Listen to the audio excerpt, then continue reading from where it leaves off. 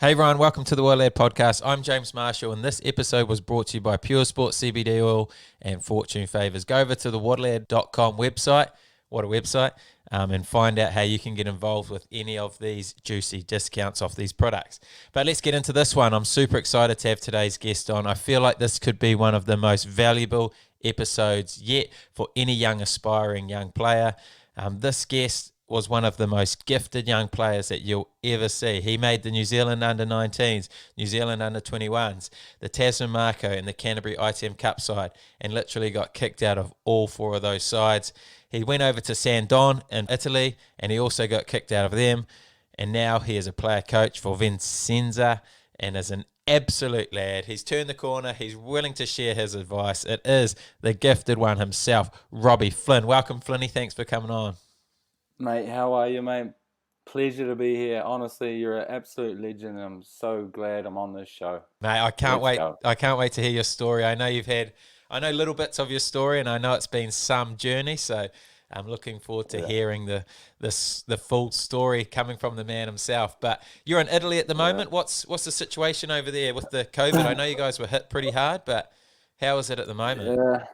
Yeah, yeah. It's basically become normal life now. You just wear your mask, wash your hands, and I'm not thinking about it too much, mate. I'm working, training hard, and just trying to wait for the season to come. So, True. So there's no day by lockdown day. or anything.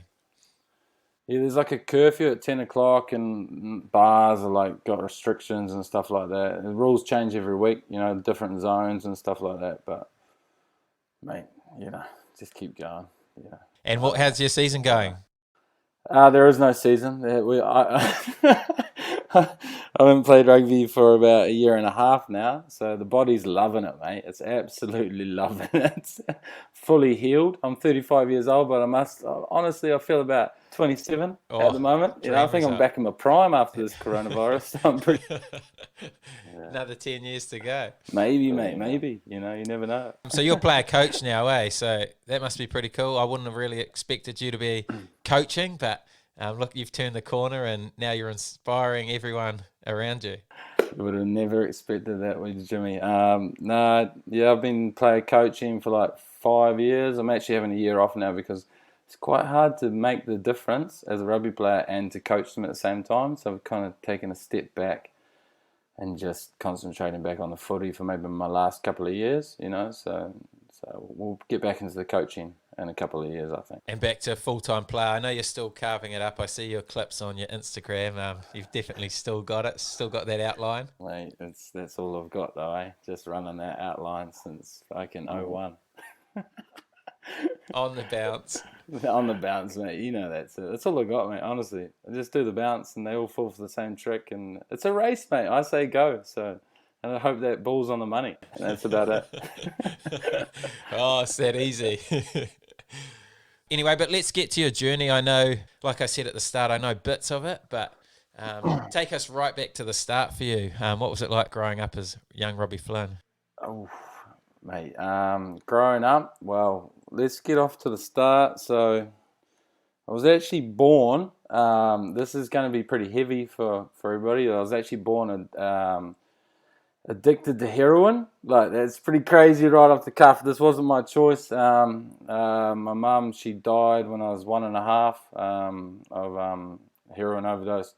My dad, he was pretty much a criminal, professional criminal.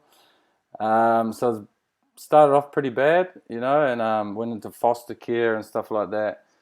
And then eventually, after about 6 months, I think, in foster care, I got my grandma, who had 10 boys.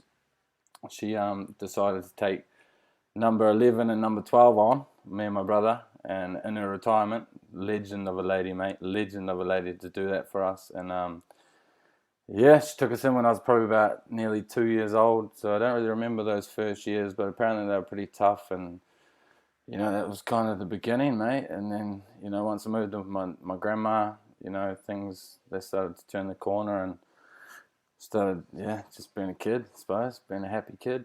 So yeah, that was the very beginning before I actually discovered rugby. So what's a heroin addict look like as a 1-year-old? How does that even work? No idea, buddy. No idea, right? Like, I've got nothing wrong with me, you know. I don't know, mate. To be honest, I think I was weaned off it. Had to be put in like under, you know, a little bit of care when I was born. But mate, to be honest, I don't remember it, and I've never really asked anyone. I've never had like a tight enough relationship with my dad or anyone close to actually ask the questions of what happened back in those days. But you know, just kicked on and got through it, mate. So I survived, got lucky, man. But And where was your don't know what. dad? He was in prison, I think, when I was born. So, and also when my mother died, he was probably spent about 30 years of his life in prison. So, you know, I didn't really have a father. I didn't have a father at all. So, you know, it was just my grandparents became my parents. My Nana Pat and Bob, absolutely champions of humans, mate. You could never ask for better. Bob was a bit grumpy, but he was a legend. And my Nana, she was an angel, mate. She was an absolute angel. So she looked after us and taught us good values as much as she could. So, you know, tough beginning, mate. Very tough beginning. And you were brought up in Christchurch, am I right? Yeah. Christchurch, born and raised. So because I was living with my Nana, you know, I was around. She had 10 boys, and they're all basically professional rugby players before the professional era. So I was really involved with rugby culture, mate. So like it was awesome for me. I was a kid growing up. I was always around rugby, man. I loved it, mate. It was all I ever did. I just played rugby. I'd find anywhere to play rugby. The backyard, the hallway. You know, I had a brother as well, so we'd just play rugby all day long. And mate, honestly, to be honest, it was a great childhood. And you know, I can't complain, mate. We had great times. So you know. Were you a bit of a troublemaker? Um, yeah, I was a bit of a troublemaker. At school, I was not the best, mate. I don't know. I'd always get in trouble. I don't think I was a troublemaker, but I just always got the blame for everything for some reason, all the way through as well. You know, all the way through. It was always my name that got brought up. I don't know if I got a catchy name or something, but some reason, man, it's just my name that stuck, and everything that got done was always my fault. So. Still to this day, all right? It was never you. Classic. But you started off at St. Bede's College, didn't you? And then you went to Shirley. Was that from behaviour? Nah, so yeah. So I like, mate, to be honest, if we go right back, mate, rugby was just in me, man. Like, even from the age of 5, you know, I loved the game, mate. I had so much support around me, my uncles and everything, teaching me the game at a very young age, and went through all the like systems, all the Canterbury sort of reps and stuff, made all the teams. I was always like the star of the team, and got to high school, got to St. Bede's High School, and I was always a star, 13s, 14s, 15s, 16s, and then I got to First 15, and then it kind of started to wake up for me, like, whoa, man, this could really be like a future for me, and yeah, school, St. Bede's College was where it kind of hit me like, whoa, man, you know, you could play rugby here for a living, because it became professional. I remember watching Super Rugby, like the first one, you know, 95 or whatever it was, like, whoa, man, you know, I could turn this into a profession. So I basically gave up on all my academics and just concentrated on footy. I only went to school to eat my lunch and just play rugby. I went to St. Bede's and, you know, did my thing there. I actually had a good first 15 year there. First year I made Canterbury schools, and I decided to leave. They actually kicked me out because of my academics, and they said, "Hey, come back when the new rugby season starts." And I kind of took that like, all right, let's see. And I actually sort of talked to my mates and created like a little super team in Shirley Boys High. Got like Ricky Tukaki, Chris McNichol, Cody Heppy. We thought, hey, let's take out Christchurch Boys High. Let's try to take those mofos out, you know. Let's get them. So we created like a super team, man. We had a good team, brother. And we're like, let's build it. And went to Shirley in my second year of First 15. And we ended up actually losing to them in the final by a kick, mate. Chris McNichol, he missed the kick to win the game. It was a pretty easy one too, so still pretty dark on him for that. But yeah, high school rugby was amazing, man, and I'll never forget it. But it was honestly awesome. But yeah, that was it, man. That's kind of where you started making your name, you know. That was it, man. Those were the days. And then straight out of high school, you were into the Canterbury Academy setup, and you also made New Zealand under-19s. Want to talk about how you made those teams? Yeah, so straight out like high school, second year there, I think I made both years. First, then I made Canterbury schools, and first year I didn't get a look for NZs, but then second year I got a look. But I actually, this is quite a funny story.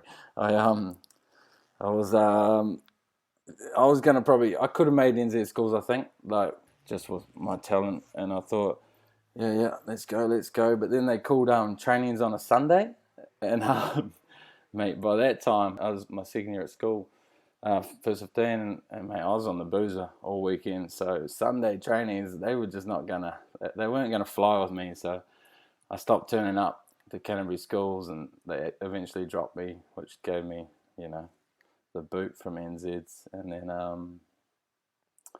that was kind of the way I looked at rugby back then. I was so stupid thinking back, but you know. What was your relationship with alcohol coming through, and when did you sort of start drinking? And obviously, you talked about weekends were for the piss. So, when did that Mm, start? mate, it started early, eh? It started when I was probably about 14.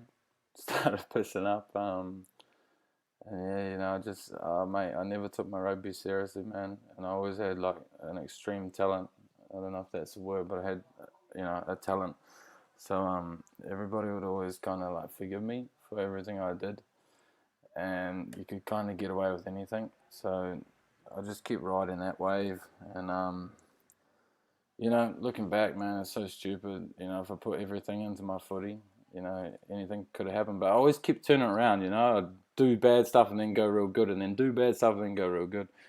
But just yeah, thinking of high school, mate, it was a booze fest, and playing the games, ripping up, and then just back to the boozer, ripping up. But then somehow, I don't know what happened. They called me into the academy for Canterbury, and you know that's a big deal, you know. Like, but I didn't see it like that. I don't know. I don't know why I didn't see it like that. I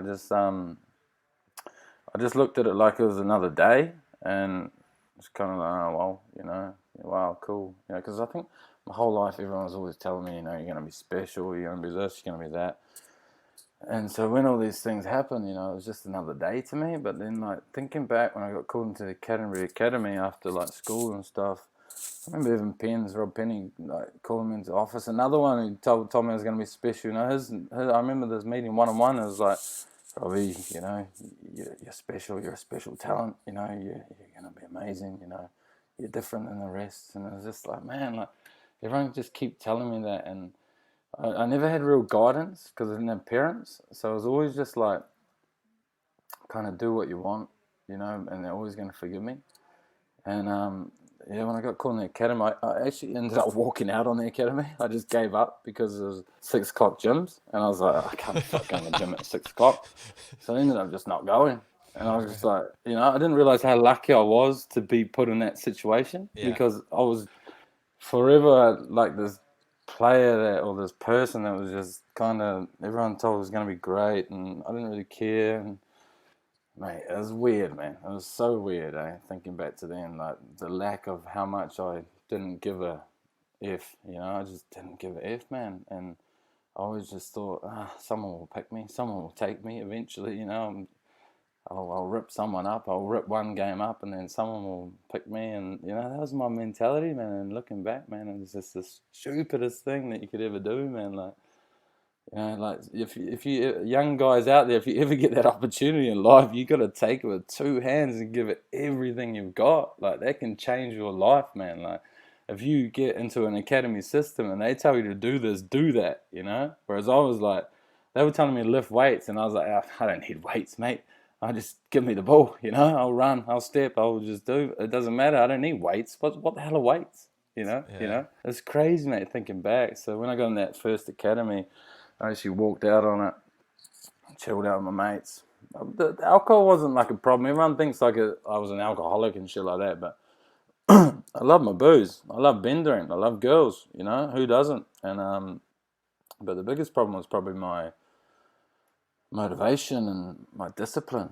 Poor discipline. You know, I was never disciplined as a young fella. I never had like a strict thing to stick to. I could go to sleep when I wanted. I could wake up when I wanted. I could go out when I wanted to. When I got into these kind of professional setups, I was just running amok, mate, and you know, that's how it was. That's how it was, man. You look back and you think, fucking stupid, but hey. Once you walked down on Canterbury, is that when you made that move up to Tasman? I think before I came up to Tasman, I actually made the New Zealand 19s. Somehow, after all that bad behaviour, walking out on the academy, or maybe, I don't know. But somehow I made the New Zealand 19s team, somewhere in the mix. Who knows why they picked me for the 19s? I have no idea. You know, if we were going on character and all that stuff, you know, there's no way I should have been there. But, you know, I was actually pretty good at the gift of the gab. I went good too, but I could also talk my way out of a storm, you know. I could always spin it around for some reason, you know. I've been surviving, mate. You know, I'm a survivor. I basically became homeless, you know, at the age of 17, 18, you know, when my nana died. You know, I lived with my auntie, and then I decided to just, you know, go out on my own. So from, I think, the age of 17, 18, I was on my own. So, you know, I always had to try and survive somehow, some way. So I think with rugby, it was the same. You know, I could always turn a coach's head and make him believe that I was going to change, you know. When I actually thought I was going to change, and I was willing to give it everything, but then something would happen, you know, I'd get on a bender or some girls or some party or something, and then I'd make a mistake, and yeah, that was just life, you know. That's basically been my life. So You moved up to Tasman, took the Tasman scene by storm, carving it up with your outside line, scoring tries for Will.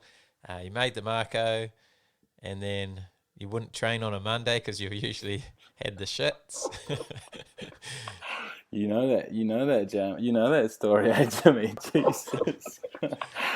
Yeah, man. So I came up to Tasman, man. Honestly, I came up to Tasman because they offered me, my agent at the time, he offered me $6,000, and I was like, yeah, fuck yeah, $6,000, that's gonna be fun. What can we spend that on? So I actually signed the contract, and I was like, woo, let's go to Tasman. And actually, a couple of mates are going up there, Ricky Tukuk and Chris McNichol. Yeah. So I was like, let's go to Tasman, man. And you know, I'd already dropped out of the academy and shit. I didn't actually care what I was doing. I was living in the moment, mate. I went up there. I got my first paycheck. I think I got taxed down to like 4K or something. And I ended up blowing that in 27 days. And I bought a pair of slippers and a poster at the end of it. The rest went on the boozer against the wall. And then I was broke. But I had a chance to make the Tasman Marcos. So I was like, woo, let's go. Oh, and they put me in the academy as well, which I eventually walked out on as well. I think I gave up on that because this can't be fucked anymore. Oh, they had 6 o'clock gym again. It pisses me off, that 6 o'clock gym. So after you blew that 6,000, did you make the Tasman squad? Yeah, but it took me a while. I ended up making the New Zealand under-21 team after all those shenanigans. Sure. And somehow, some way, they picked me for the NZ21s again. Wasn't supposed to make it. Went up to a trial, underweight, 82 kgs. Mate, I went up there just like, I got nothing to lose. But this is what I will tell the youngsters out there. I channeled something with no training, no weights. I used to hide behind the pillars in the gym there at Tasman and not lift weights. But I channeled something mentally. I used all that fire, all that fuel, I should say, to fuel my fire, you know, from all the past stuff, you know. Also, my brother, he broke his neck when I was in high school. Sure. And he was the man, you know, he was my leader in life, and he broke his neck and kind of disappeared for a while there. So I was left alone, and I used all that ammo to just, you know, mentally prepare myself for certain games. So when I got to that game for that New Zealand under-21s trial, I had all that loaded, ready to go, and I didn't give a F what was in front of me. I was gonna just get to that try line, you know, whatever it took. So I got 3 tries in 40 minutes. I only got 40 minutes, and I'm playing Canterbury, and I just remember every touch I just ripped. I was like, you ain't stopping me, you Canadian mofos. You can't deal with me. You know, that was my mindset. And I still use that to this day, man. I still tap into my mental. You know, my mental is everything to me. That's probably why I'm still getting paid to play rugby at 35 years old, even after all these mistakes. And don't get me wrong, I've still made mistakes till these days, but I still just tap into that stuff, man. And it's the power of that mental toughness, which I learned in New Zealand, but I progressed through it, man. And honestly, mate, thinking back to that trial, man, that was it, man. I had my nana, I had my mom, I had my brother, I had everything behind me, and mate, it just got me through that trial. Scored 3 tries. Yeah, they ended up. I remember sitting down with Cooper, the coach, before that trial, and he's like, "Oh, I don't know if we can pick you at 82 kgs, Robbie. I just made New Zealand 19s too, so I was like, well, why not?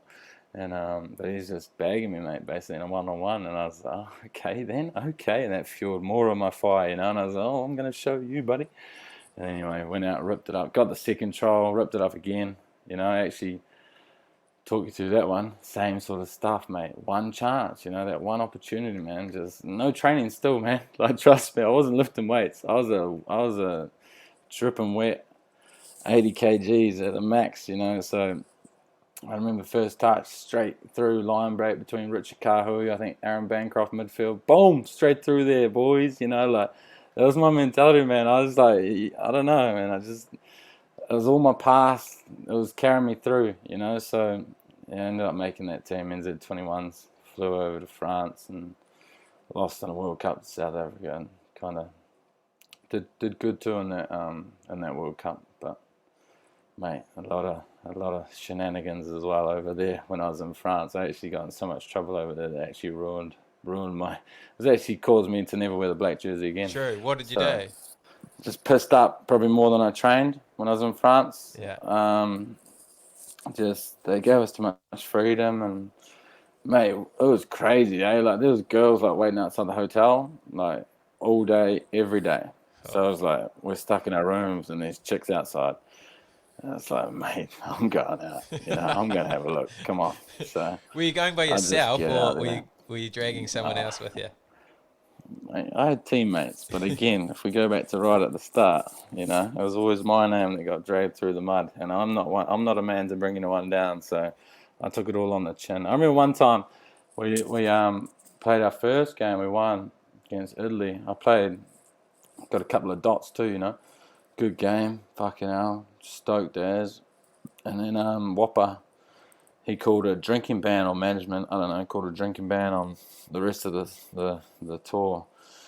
And I went out and I got we went to a club. Who goes clubbing when you call a drinking ban? I mean, how the hell can you do that? It's just ridiculous. So anyway, I was out, seen some girls. It's always the girls, man. Always, it makes me just want to drink. So I remember just getting on it, and Whopper actually came up to me in the bar. He's like, let me sniff your glass. And I was like, what the fuck?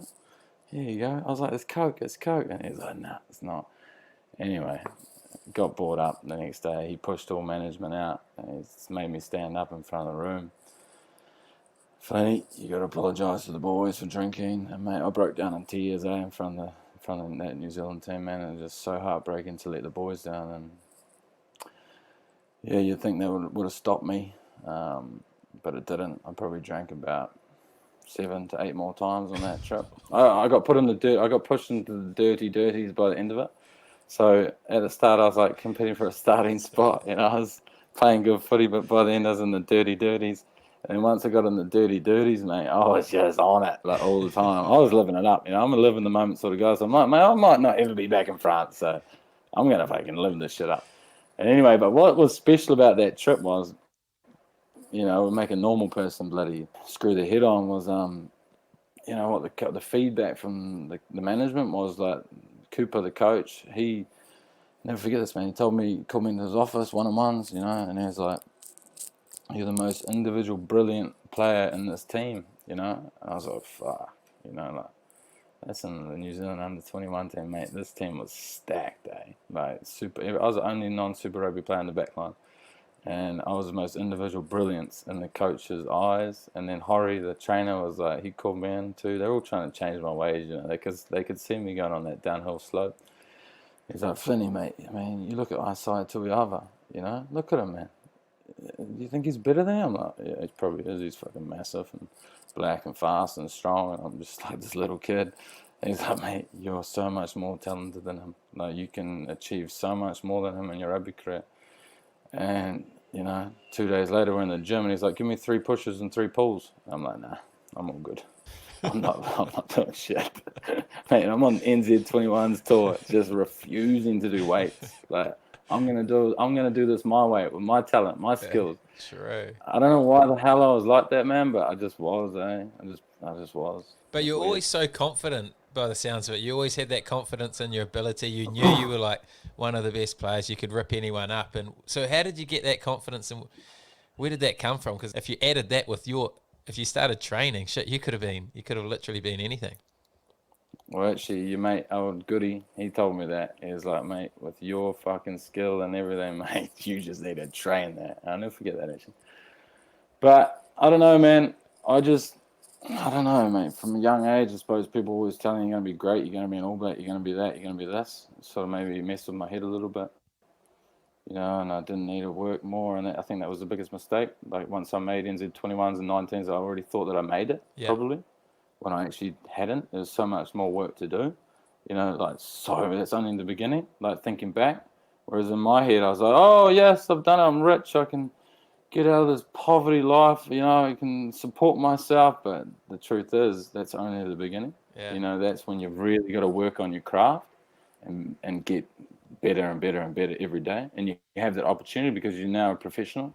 So you have every day to work on it and work on it and work on it. Whereas when you're not a professional, you don't. And that's the mistake I made. I just said, oh, I'm good enough now. And that was it, man. That was the mistake, man. That was the biggest mistake, thinking I already made it before I had. Obviously took you so long to realize, because the same things kept happening, eh? Like you'd work hard, you might see the light for a bit, start training hard, and then you'd get straight back to it. You'd get a wee sniff into a side, and then you'd fall into the same traps. So. Always, mate. That was it, eh? Like the amount of bounce backs I've had is so much in my rugby career. It's been up and down, up and down, up and down. It's just always been the same thing, mate. Training hard, ripping up, mistake, down. And it goes back to the same thing. Like, once you make it, you just got to keep going. And that was probably my. I celebrated too early, I think, and I love celebrating. So anytime I'd achieve something, I'd celebrate. Like, fuck yeah, I made it, man. I made it. But the truth is, it was just the beginning. Yeah. And it's actually, once you get there, it's so hard to hold. Because you got these other young bucks coming through. But yeah, man, it's tough thinking back, eh? It's tough. It's very tough thinking back how stupid I was, man. And because you signed with Tasman for 4 years, but you definitely weren't at Tasman for 4 years. So what happened there?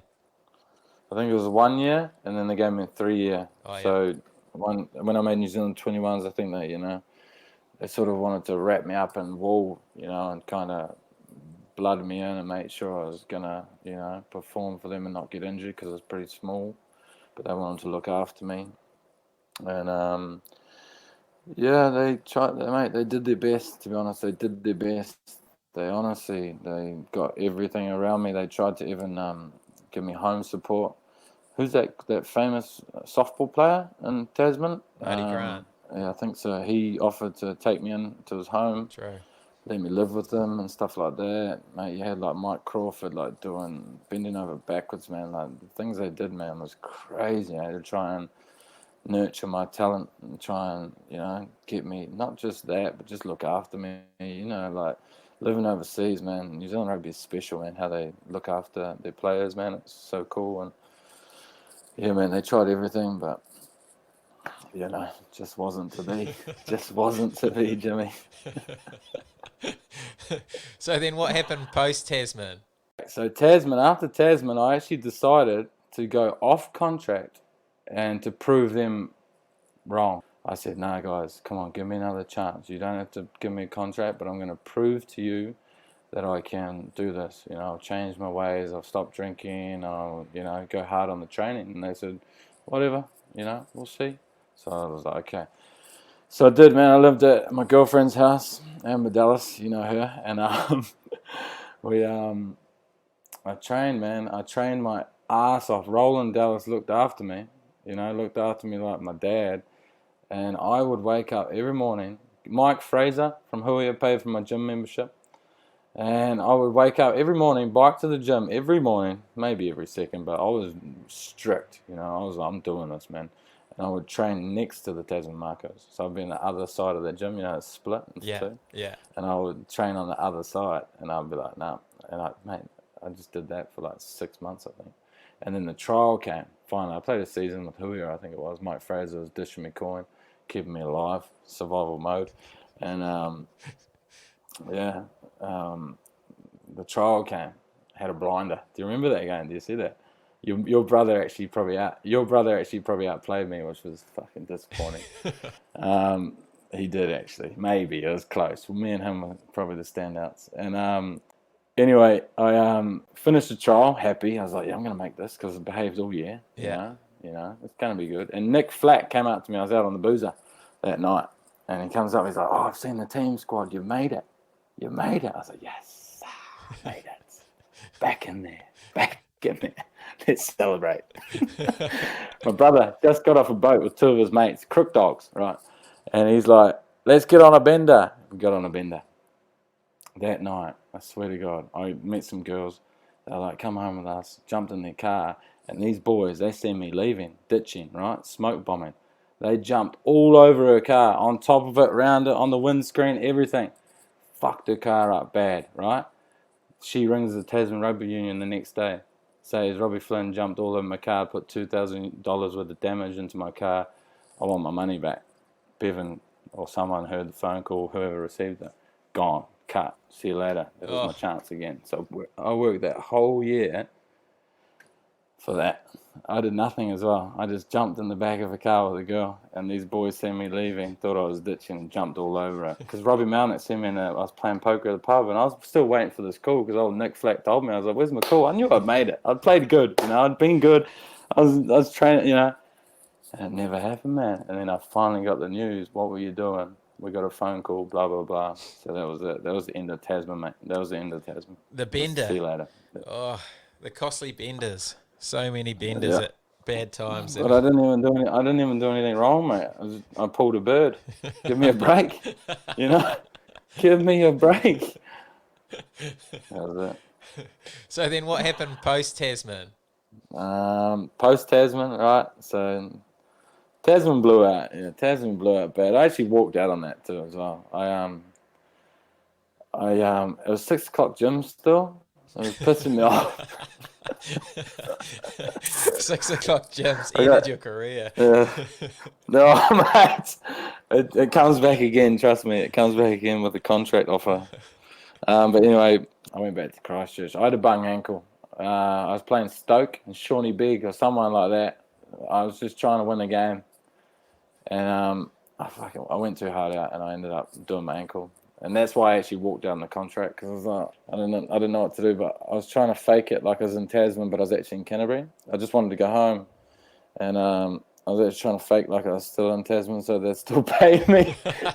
It's terrible behaviour. Anyway, they figured it out that I wasn't there, and I went back home. And mate, to be honest, I was sleeping on a mate's couch. Went and just pissing up, having fun, banging girls, and just living life. Mate, gave up on rugby for about a year there. You know, just gave up, had enough. I was over it. I was just done. I just wanted to play with mates. I was still playing. I love the games. I was playing socially. I think I was playing like Div 2 or something. And then then Mid Canterbury offered me a contract. Oh, this is another mess. Mid Canterbury offered me a contract, and I said yes. All right, how much are you going to give me? They said they're going to be a couple $100. So I don't think it was a week even. I think it was like a month. And I was like, okay, I don't need anything. I'm in survival mode. I was also getting some off Shirley. Oh yeah, Shirley. I went to them. They hooked me up something. Mate, I'm a survivor of the rugby, like pure rugby. I've done it my whole life. People will pay me money for my talent, so I'll exploit that. So Shirley will hook me up. Somebody about their mid-camera, like, come play Heartland Cup. I was like, sweet as, and get this. Played like one game, maybe 2. I don't know. Went shit, out of shape, terrible. Wasn't in shape. That's one thing you have to be in is shape. I started to learn that. I was like, whoa, you actually have to be in shape to play good. I just was like, oh my God, I can't believe this. I've never thought about it. And and then this is what happened. My brother, he came home. He was this fisherman. He hired a hotel in Christchurch, in some flash hotel room. He was trying to impress some girl. Same mates around, same crew. We got on a bender. I didn't show up for the game the next day. It was like Mid Canterbury versus somebody. I just did a no-show. I teach Josh Lindsay, my mate. Hey, mate, he was you only get 3 imports. He was the 4th on reserve. Teach him, mate, you got to go to that game. You have to go to that game for me. He couldn't play anyway because they didn't register him, but that was it. 2 games, and then I never played again. I went to all the trainings, but I never got to play again. Did you ever feel bad doing stuff like that, or did you just not really care? 100%, mate. It used to live with me, mate. Honestly, like I think just when I was in those moments of drinking and having fun, even before I would get drunk, I'd be like, I can't do this. I can't do this. But people around me would just, talk me into it, and that's like what. A big lesson now is in life is, your support crew around you is so important, man. It's so important. Like, you've got to be around people that want you to succeed. Like, if you I look back at you when you're in Tasman, you heard Goody, man, he took you under your wing, and I look back and I'm like jealous almost. I'm like, man, I wish I listened. Like, Goody wanted to take me under his wing too, and I was like, no, but I wish I did, You must have had one of the bendiest arms to be asked to come out on the piss. Oh, so rubber, mate. The rubberest of them all, and could go for the longest. I wouldn't stop. I'd just keep going. Once it started, it was like, let's go till the end. And I was full of fun too. I'm always full of fun. So, people enjoyed it. People enjoyed my company, I suppose. So. Gee, so after about 10 blowouts already, you somehow made your way into the Canterbury ITM Cup squad. One of the powerhouse teams of New Zealand rugby, and here's Robbie Flynn, who's blown about 30 chances. He's in there. How did that happen? Well, Jimmy, you've actually got a big part to play in this, and this is going to be crazy for you. But remember that Sevens tournament that we played?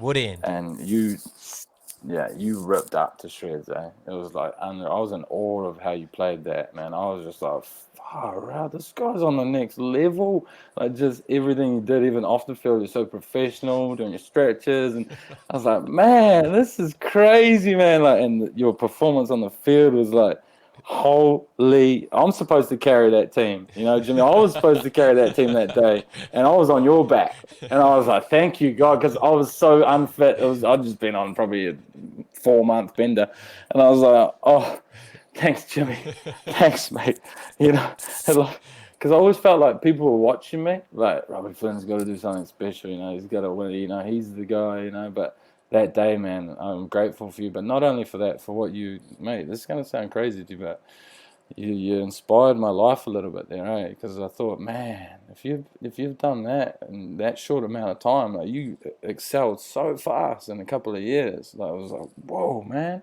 just through training hard, listening to the support around you, and just being professional and disciplined, man, I sort of just said, I have to do that too. So I sort of brushed off the pride of me not getting us through that tournament and me not being the man. It was hard for me, bro. It was hard, and I just sort of started training again, and I moved in with my ex-girlfriend's mum, and trained the house down, bro. She would feed me. The ex-girlfriend moved to Australia, so she said she'll let me board there for a bit, and I just trained, man. I'd run. I had to get a job. I played for Shirley Club, and I was working in like a woodwork place, whatever you call them. Yeah. And I was running to work. I was running home, stopping up at the gym, pumping iron, running back, eating healthy, going to the gym. And I repeated for like a few 4 months maybe. And I was playing footy at the same time, and my form at club level just went like crazy, bro. Like, started shredding everyone. Like, it was like, I was just like, whoa! I couldn't even believe myself sometimes, I was just and playing for a shit team and ripping up the top dogs and nearly putting them, like, competing with them, Yeah. And then I remember I was working as well, and I got the phone call from Rob Penny. I kind of knew it was coming, eh? I kind of knew it was coming because I was playing so well. So I know these guys are going to give me another chance. And bling, bling, boom. Hey, it's Rob Penny. I was like, what's up? It was like the best moment of my life, bro. It was like the best moment of my life. And he's just like, his first thing was like, we're going to give you another chance. I was like, but can you do it? And I was like, yes, yeah, of course. And then, yeah, mate, sort of just walked out on site, just like, fuck you. See you later, I'm gone. I'm playing against Hawke's Bay this weekend. I made it again, I've made it. Time to celebrate. Another thing.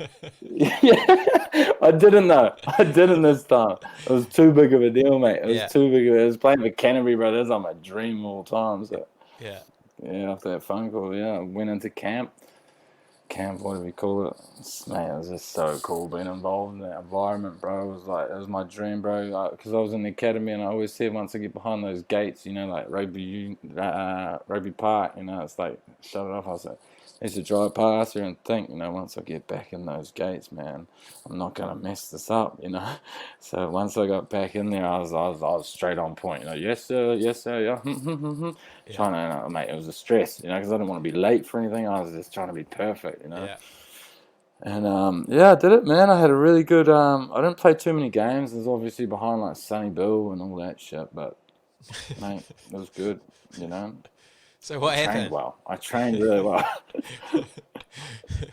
I used to put fear in them at training, Even Sonny once said, "Don't run around me," I was like, "Ooh," but it was like that, bro. But yeah, I got back in there. I was pretty proud of it. Actually, mate, part of me getting back in there was I was with the Bees, with the Canterbury Bees, and we had a little game of touch against the NPC team.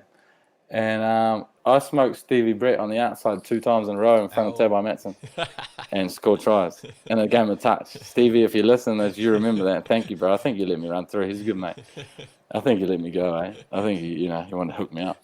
And then this is we had like backline launches against each other, and I had Kieran Fonatia at 12 in the B team, and Lindsay at 10.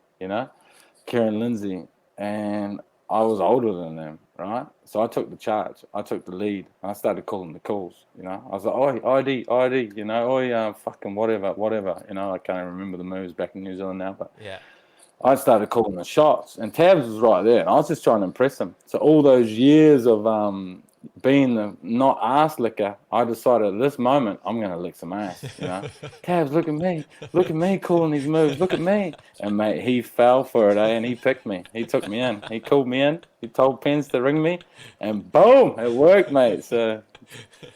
but I was working hard, mate, so I did deserve it. I did deserve it. I was working bloody hard, mate. Like, I was going full tin. So what stopped you from still being at Canterbury carving up? Where does it all fall down? Actually, after the first year, and I was benching, playing games for the Bees, but mate, I had some good performance with the Bees. They were ripping up. So Otago, they actually offered me a contract, like a full contract, flew me down, gave me the whole thing, I'd never really experienced that too, I was like, whoa, I'm back, flew me down, showed me around the stadium and stuff like that. To me, that was like, wow, and they're showing real interest, offered me a full contract, NPC, whatever, and like Highlanders wider. And then I had to have a meeting with Canterbury, with Taz and Pens in the coffee shop down the road from Rugby Park, and they were like, nah, Fruin's going to make the All Blacks. So, you're going to be starting 13 for Canterbury next season. I was like, well, can't turn that down. That's my dream, mate. I started one game, the first game. I ran for the Shield match against North Canterbury. Fruin didn't make the All Blacks. I sat on the bench or in the stands for the rest of the season. Turned that down. And then even when everybody was injured, Tabs, he wouldn't pick me at 12 because I was a 13. He picked Tucker Norton, a number 9. Do you know Tucker Norton? Yeah. I play Tucker. If you're listening to this, I was no. He picked him at 12, and it was like a massive insult to me. I took it badly, and I kind of walked out. Again, I walked out. True. I did. I said, "No, fuck this. I'm done. You can't just pick Tucker Norton, who's a number 9, against me, a specialist midfield, who trained my ass off to be here, and not give me this opportunity. Fuck you. I'm done." Yeah. And I started making up lies and excuses for not being at training. Yeah. True. Oh, shit. So then what happened? After Canterbury, it was a weird exit because Pens was like, he kind of fired me. Rob Penny fired me while we were on the piss. So I didn't really know if it was real. So they still invited me to the, to the like prize giving, and I turned up the prize giving. I was sheepish as they come. Like, I sat at the table with Pens after everything was done. I didn't say a word. I was like, you know how scared you are of coaches and stuff, man. I was petrified. Like, I didn't know what to say, and I was waiting for him to say anything. He didn't say anything. you know? And Yeah. I was like, oh, okay, it's done. It's time to go. So I called on a mate. I went down to Southam, stayed with the Doc Finlaysons, you know those Yeah, guys, yeah, yeah. legends. They took me in. They said, have a crack at the Stags and stay at our place. So I went down there. It was a lot. It's like I've been pushed all the way down the island, you know. Get out. I'm nearly gone.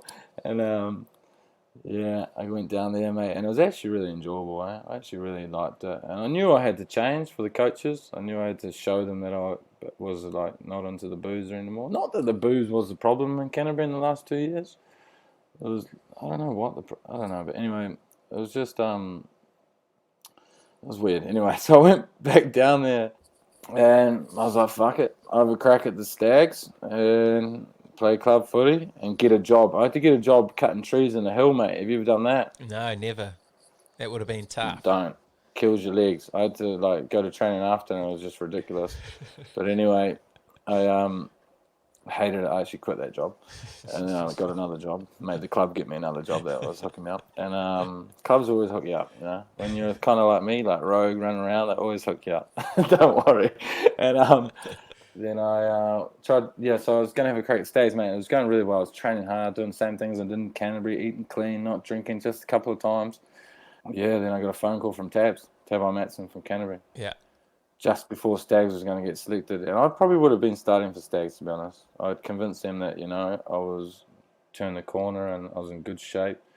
I think they were going to take me because I think when I went down there, I was kind of like, the level's a little bit easier. I'm not saying, I don't know if that's going to sound bad, but, you know, Stags compared to Canterbury, you know, it was just a little bit easier, you know. I felt like I was a little bit higher level than them as talent-wise and stuff. So, you know, I was loving it. I was really expressing myself down there in trainings and dominating.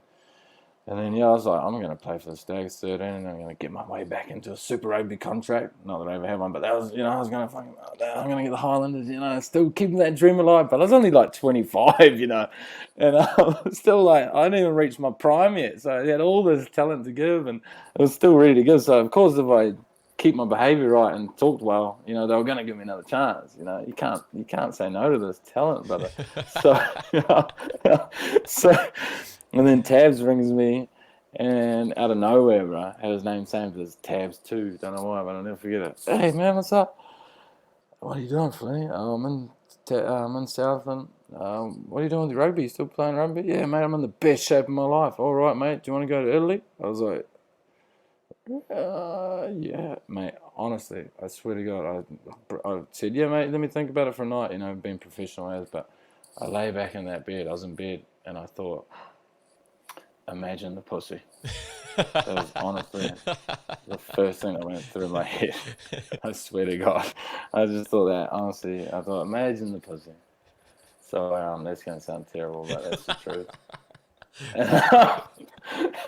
And yeah, I rang him back the next day and said, yeah, let's go. Had a Skype call with the coach a month later. But, the Finlaysons there, Doc, down south, mate, and all the sons, mate, they helped me out. They got me there. I was, like, in debt and stuff. I'd also, like, committed, like, crimes and shit, mate. Not anything serious, but, you know, stupid shit like pissing in public, drink driving. I had all these fines, and they helped me sort it out with a lawyer, mate. They helped me out like you wouldn't believe, man. So many people helped me out in my rugby career, man. It's unbelievable.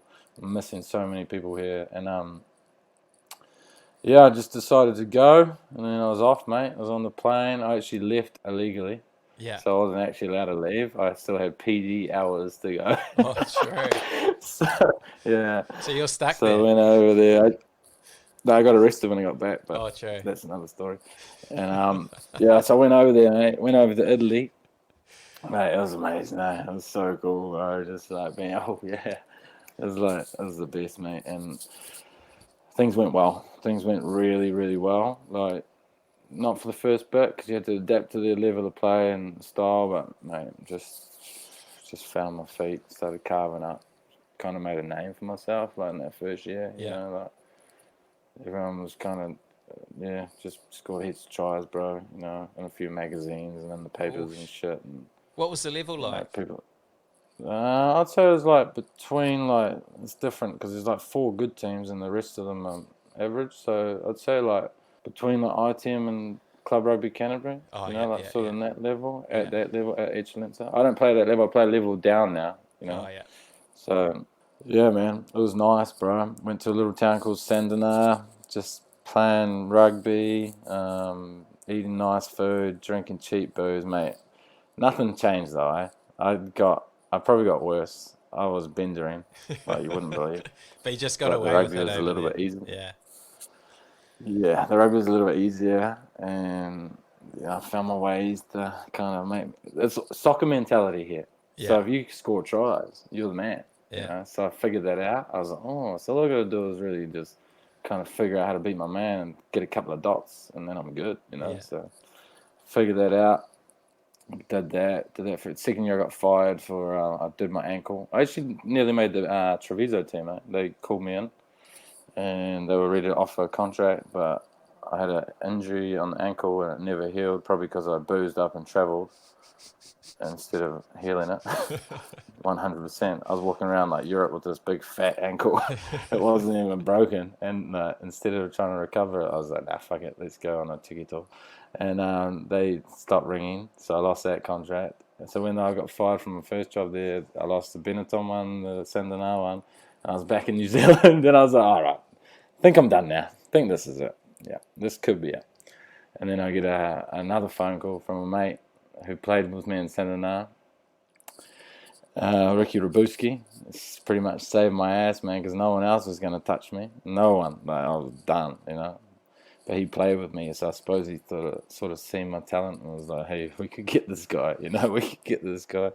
And yeah, they got me, man. And when I got there, I just played as a player, and then they kind of offered me like a coaching sort of player role, and it was kind of when I started to change, man. I started to really look at rugby and go like, hey, you can make a difference here, like with all that you've learned from New Zealand and all through your life. And I was starting to mature as well. I was aged. I was like 28 or something. So Yeah.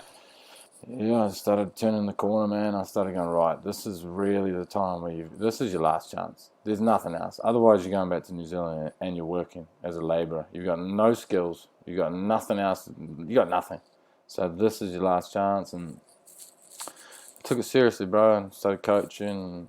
And I just took everything I learned from Canterbury, because I had like Aaron Major and Tavo Matson and Pens as my coaches, and I just kind of like went through my brain, jotted it all down, and just kind of copy it, Yeah. and then teach all the boys that, and they loved it, mate. It took off, and it actually made them perform better, and I got satisfaction from that, and made me go like, whoa, you can actually change people's lives here, right? Not just on the field, but off the field. And that was when it kind of started turning, man. And then so all that bullshit behind me was like, what an idiot. But then I kind of was like, hey, it all happened for a reason. But yeah. Do you look back on your career thinking that sort of Italian lifestyle suited you, like being able to just chill, get on the piss, have fun? Or do you sort of look back and think, man, I missed an opportunity to be one of the greatest players ever? We did that 100%. Second one. I messed up, Jimmy. Like, I could have been, if you think about it, if I worked on my craft every single day, every single day. I never worked on my craft. I never did, I'd do the training, the minimum. But if I worked on it every single day, could have been, I could have, who knows? It's in my DNA, man, it's in my blood, I was supposed to be something special with rugby, and I regret it. It's a big regret, and I just don't know, man. But I also don't have any regrets. I think it's gonna work out in the better in the long run, because when you make those mistakes, you actually learn more. So now, as I'm matured and I'm 35, it's like, hey, You've I learnt a can use lot. all that.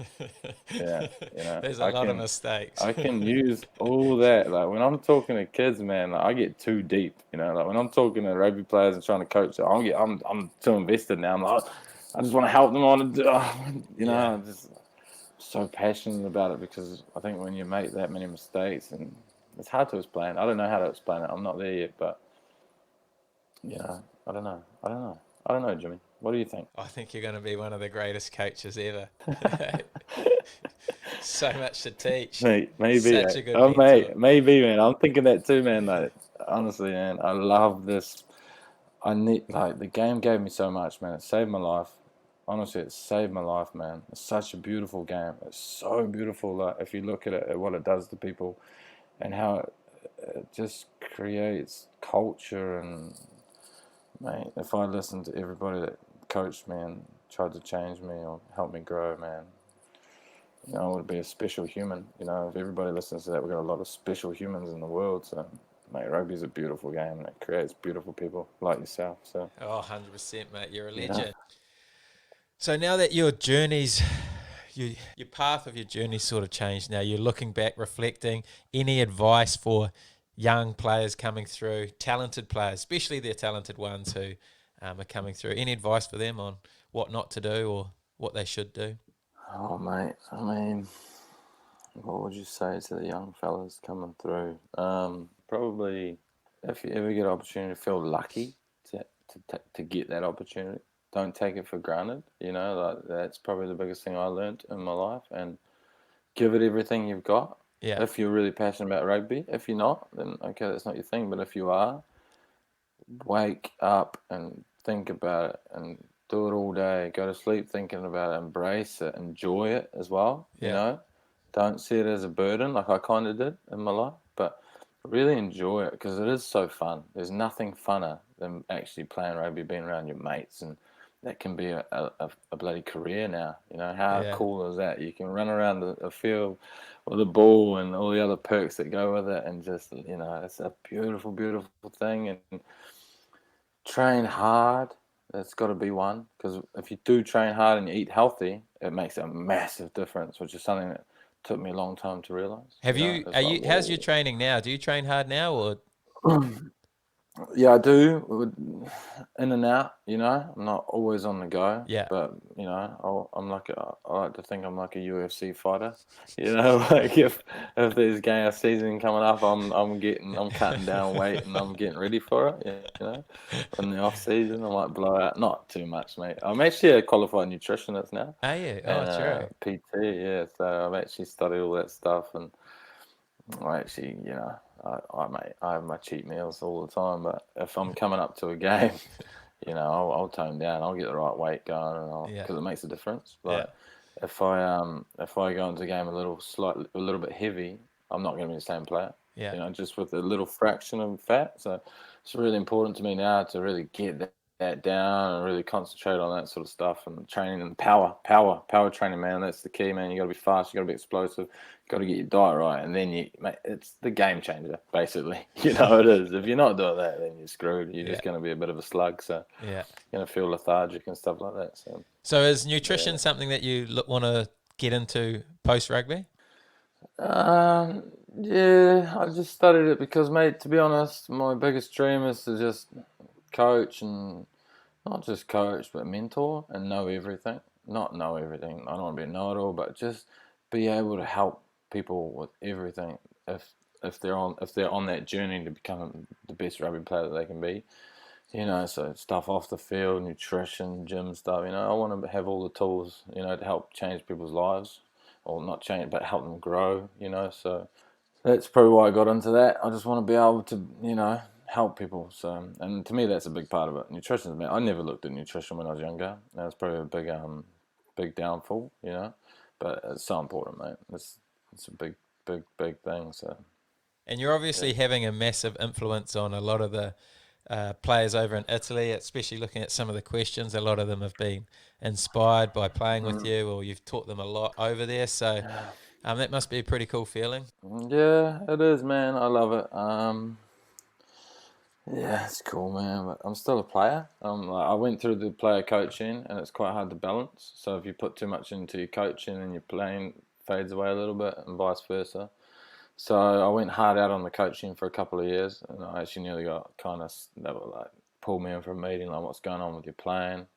I'm like, well, just I'm working overtime on everyone else, give Yeah, me a break, yeah, because it's catch pass, trying to put people in space, and you can't really do that over here. You've always got to be making a difference, but yeah, mate, it's a great, mate. I love it. I think something happened to me, man. I started coaching, and I just realized this is my thing, eh? This is this is what makes me feel good, I think. I don't know if it's about me though, but I just enjoy helping people get better at rugby, but just not rugby, just life, because it goes hand in hand, Yeah. with something that I got told over and over and over and over again, but I didn't understand it Yeah. until Yeah. you had to start trying to coach it, and then you're like, oh my God, it's so true. It's so true, Yeah, so Oh, it's cool, man. how good. Jeez, that's good stuff. What a journey to reflect on. But anyway, we've gone to the Instagram as always, and we've got a heap of questions from you. Really? I didn't think anyone would know me, like, with the kind of guys you've had on here, it's like, I'm a bit intimidated. Okay, first question. Um, Tell us the story about the nickname, the Cat. Just the cat, because I've got 9 lives. Everybody keep giving me another life, mate. And also in Tasman, mate, I had the shits every Monday. So I was given I didn't get a cap for Tasman. I was in the training squad for like 2 or 3 years, I think. I didn't get a cap because I never turned up on Mondays or Tuesdays sometimes. I was on benders, and I always ring in same excuse. I've got the shits. I've got the shits. They can't, they can't go wrong. Someone told me that, gave me that piece of advice, and I went with it for a good year. And I never went to training on a Monday. Even when I got my debut finally against Auckland, and mate, that's another story. I got jammed by Jerome Kino like you wouldn't believe, eh? Like probably the most embarrassing thing I've ever had happen. I ended up like that with my arms crossed, going to try and tackle him, standing there, he scored under the sticks anyway. Then I got the next game against Canterbury, and you'd think they would kind of push me to train harder, like, yeah, let's get the next game. And I also had bonuses if I played more games, so but then I ended up getting on a bender after the Canterbury game and not turning up Monday, Tuesday. I might have even missed Wednesday, to be honest, just because I had the shits. and then I didn't make that team against Hawke's Bay, I think it was. They had my name on the ticket, and Sione, he had to take my spot, but he had my name on his ticket or something like that. Oh, Yeah. the benders, jeez. The I was a never-ending big bender boy, benders. mate. Holy I heck. love the bender. Okay. Tell us a story why you didn't play number 9 when you started playing rugby. Oh, that was an easy one because there was a girl there, and she wouldn't get tackled, so she got to play 9 and I didn't. Otherwise, mate, I would have been one of the greatest 9s to ever walk this face of the earth. I swear to God. I'm still ready to transition, mate. As soon as I lose my speed, I'm going to 9, mate. I'm going to do another few years at 9. Just got to work on my bad side pass off the deck, and mate, I'm golden. Oh, mate, I'm snipey. I'm snipey as they come. Imagine me sniping around there, eh, Jimmy? Fuck, you can't imagine it, mate. I'm dangerous. Yeah, tough to defend. I wouldn't want to play outside you too often, though. I'm taxiing all day. I'm having a quick crack, and maybe you'll get it. Okay, you've got this one a few times. It's about your nickname, Megatron. What part of you is called the Megatron and why? Well, actually, if we go back, I think because I was born addicted to heroin, I had a few deformities in life. So I had a third nipple, and the other one was a gigantic penis. So they started calling me Megatron.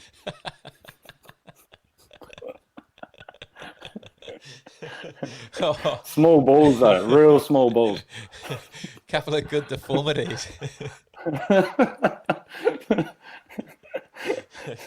Oh, that's good stuff. Okay. Most successful pickup line in the early 2000s. Early 2000s, want to pump. Definitely want to pump.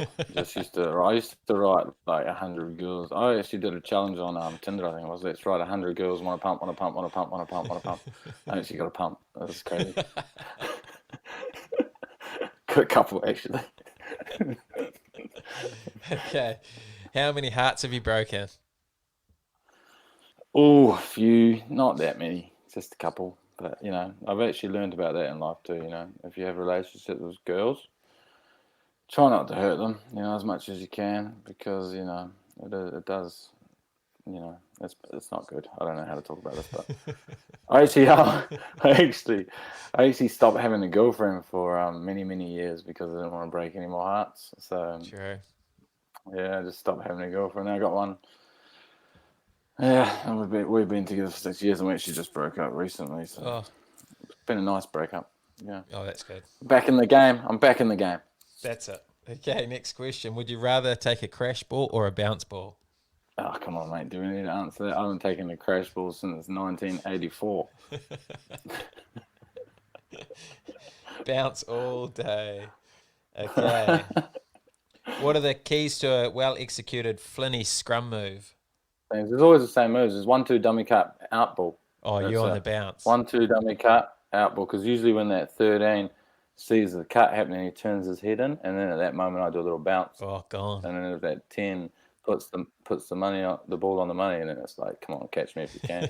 Winger turns his hips, I'm through. Winger shuts in, I give the ball. Oh, too Pretty easy. pretty Oh, basic. Rugby I made a 101. living. I made a living off that move, mate. I've made a living for 8 years off that move. Rob Penny actually said, because I was like in Canterbury, like, can we do this move? And he's like, have you ever done it against anyone good? And I think I actually tried it on Andrew Goodman. I'm wondering, he got me though. He did get me. I thought I'd get him on that one, but he did get, but just like bootlaces. I think if we did it again, he'd fail. Tell him that too. Tell him that. Okay. Can you ask him if he's ever been fined for swimming in the Fountain of Rome? Oh no, that was when I first got to Sandon because, like, in New Zealand, how you get nude all the time. Do we still get nude all the time? Some do. Yeah, I used to get naked all the time, so it was kind of normal for me. So like, piece. I got over to Italy, and there's a fountain. Just got. Oh, that's another one. I've actually jumped in a couple of fountains nude. Oh yeah, the one in Rome. Yep, we got. Yep, mate. Too many fountains. Too much jumping in fountains. Too many stories on that. Big fines as well. If you get caught, you get like a €300 fine, 400. So did you get I caught? actually got away with it once. Oh, you got away. Nah, I walked off, but a couple of boys did. So walked off nude. Nah. I had my undies on, right? So I went jumping in my undies, and I was so drunk that I forgot that I jumped in the fountain, and I had my jeans on, and my jeans started seeping through. And I thought I'd pissed myself. I was like standing in the next bar like, oh, fuck, I've pissed myself. I can't believe I pissed myself. What an embarrassment. But I forgot that I jumped in a lake before my undies were there. Oh, loose. Okay, last question. If you could go back as a 19-year-old Robbie Flynn, what would you do? As a 19-year-old, listen to everything everybody ever told me. Train my ass off every day. Wake up, train, pass, kick, build my craft. Honestly, I would. Honestly, I would become the ultimate machine of rugby. I swear to God, I would. Like, you give me another crack at that, I would be gymming. But I would, mate, because if you realize after you lose it, like, you get one chance, you get one talent, and you should use it as much as you can. There's so many people with less talent than me that do better than me. It's like, fuck, just imagine if I just went hard out, like took it to the next level and trained every day on it, mate. Could have been amazing. Could have been, who knows, who knows, man. So that's one thing I definitely would have done. Stop drinking as well, and probably cut my dick off. Would you genuinely have stopped drinking, do you reckon? Because you've obviously been, well, a lot of it's been around being on the piss, benders and stuff, but you've obviously had a real good time. As a 19-year-old, would you have committed to not drinking for your whole career? Well, I have, mate. I've quit drinking 2 times in my life for like 9-month stints. One time I went 11 months. Like, mate, it wasn't really the drink. It was more the temptation. It was more the girls, to be honest, bro. Yeah. I love girls. I love pussy, like every other man. And like, they liked me too. So that would tempt you into doing things and partying, and you just keep going. And mate, honestly, I know I had a problem with the alcohol and shit, but it's not like I was an alcoholic. It's not like I woke up like needing a drink. It was just once I started partying, I just loved partying because there was girls around. I liked that environment. I liked talking to girls, like that connection. Maybe it's something I missed in my childhood. I don't know, but I really enjoyed that woman connection. So it was a big distraction for me, really big. It wasn't so much the alcohol. It was more the woman, but the woman and alcohol go hand in hand. Yeah. To be honest, I don't really like drinking. I love it, but the taste doesn't do it for me. You just do it because what it's the associated vibes. with. Yeah. Exactly, my man, exactly. True, man. What a journey. Yeah, the great Robbie Flynn. Man, I'd love to, like you said, I'd love to go back. If we could transport you back 10, 12 years and just see what a player you could have become knowing what you know now. no doubt in my mind you would have been an All Black and potentially one of the greats. But we can only look back and reflect now. And but for you to come on here and share what you've learned and share your journey so honestly and openly, it's been awesome to hear. I hope it's as inspiring for everyone else listening out there, especially the ones who are hoping to become professional rugby players, listening to Robbie and hearing sort of what not to do, and man, the regret that he has, wishing that he listened to the advice that he had when he had the chance. I think it's real powerful stuff, and I think it will change a lot of people's future. So really appreciate you coming on the show, bro, and being so honest and open. Cheers, Jimmy, man. I appreciate it, man. It's good to catch up with you. Good to see your bloody smiling face again, man, to be honest.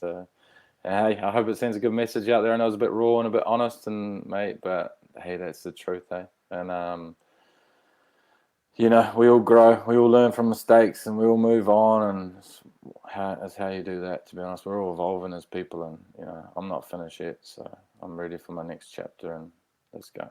That's it. Love your work. Cheers, brother. Thanks heaps. Sweet, brother. So real quick, I have an offer for you from Pure Sport CBD to give you a perfect chance to try this unreal product. It's certified for athletes. You can get it anywhere in the world you are listening to this, New Zealand included. And most importantly, it works.